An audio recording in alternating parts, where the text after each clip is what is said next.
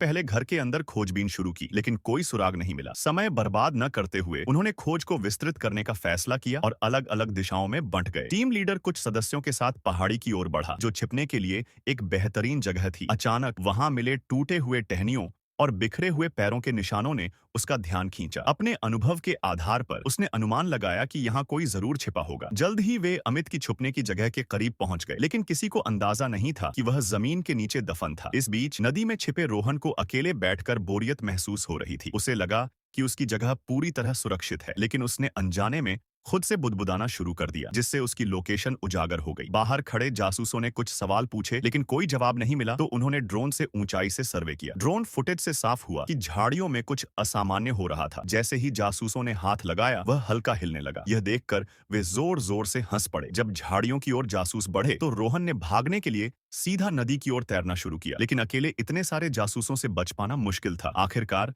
उसे पकड़ लिया गया। अब 30 मिनट बचे थे। जासूसों को एक संदिग्ध चिमनी दिखी जो नई और चमकदार लग रही थी। वे वहां गए और एक बार धक्का दिया, लेकिन कोई हलचल नहीं हुई, इसलिए वे आगे बढ़ गए। थोड़ी देर की और छानबीन के बाद समीर की छिपने की जगह पूरी तरह उजागर हो गई। अब केवल अमित ही बचा था। खोज के आखिरी 2 मिनटों में टीम लीडर को जमीन में कुछ छोटे कीड़े चलते दिखे। पहली नजर में यह कोई जानवर का बिल जैसा लगा, लेकिन जब उन्होंने ध्यान से देखा तो समझ आया कि यह अमित का छिपने का स्थान था। आखिरकार उसे भी पकड़ लिया गया। इस तरह तीनों प्रतियोगी इनाम जीतने में नाकाम रहे, लेकिन यह गेम काफी रोमांचक रहा। अब सवाल ये है, अगर आपको इन लोगों को खोजना होता तो क्या आप इन्हें ढूंढ पाते?